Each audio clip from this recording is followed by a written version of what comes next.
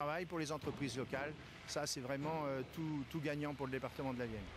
À son ouverture, l'Arena Futuroscope pourrait accueillir 113 événements par an, un tous les 3 jours.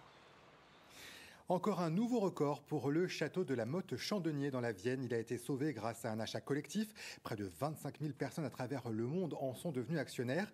Une deuxième levée de fonds vient d'être lancée. On en parle avec le directeur de D'Artagnan juste après le rappel de l'histoire de ce château. C'est avec Coralie Roland et Anne-Marie Baillarger. Construit au XIIIe siècle, ce château, jadis joyau architectural, n'est plus en 2017 qu'un squelette de pierre. Laissé à l'abandon depuis de nombreuses années, il s'est dégradé. Les toitures s'écroulaient, les pierres tombaient, la végétation prenait possession des lieux. Pour le sauver, les amis du château se sont adressés à une plateforme spécialisée dans le domaine, D'Artagnan. Une campagne de financement est lancée. L'idée est simple. Pour 50 €, devenez co-châtelain. Près de 25 000 internautes, originaires de 115 pays, adhèrent au concept. La Belle Endormie entame une seconde vie grâce à ces milliers de personnes. L'idée de la start-up D'Artagnan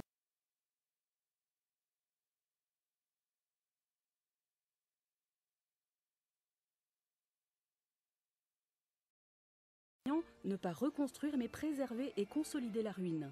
En 3 ans, cette demeure aux allures de château des bords de Loire est devenue un lieu d'échange, de spectacle, un site touristique. Beaucoup de projets pour l'avenir, la belle histoire du château de la Motte-Chandonnier peut continuer.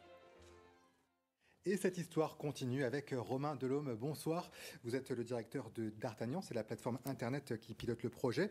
Vous ouvrez une nouvelle fois le capital, ça fait 10 jours, vous avez récolté combien ? Bonsoir Florent. Alors on a eu la chance de fédérer plus de 2000 personnes et de collecter en 10 jours près de 370 000 € qui représentent un record absolu sur un lancement de campagne sur D'Artagnan. Oui, c'était très vite. Ça a été très vite en fait.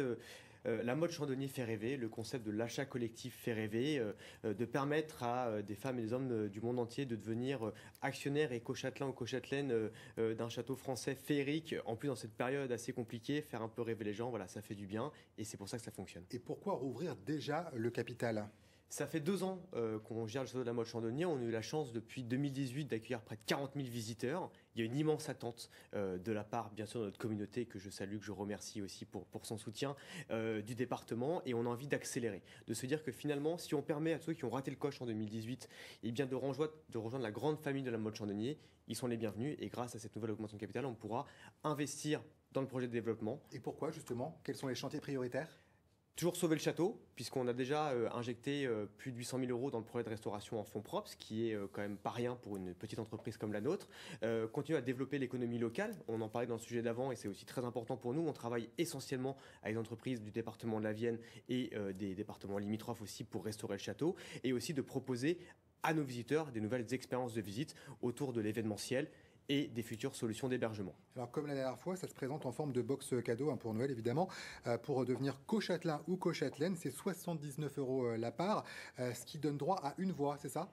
Une part égale une voix, voilà, on est vraiment sur un projet d'investissement, donc avec les RIP qui incombent un investissement. Et pour ceux qui veulent en plus offrir un cadeau, on propose en plus de la part à 119 € une box pour un complément de 10 € pour ceux qui souhaiteraient avoir la part matérialisée. Et au final, il y aura combien d'actionnaires et du coup, qui prend les décisions ?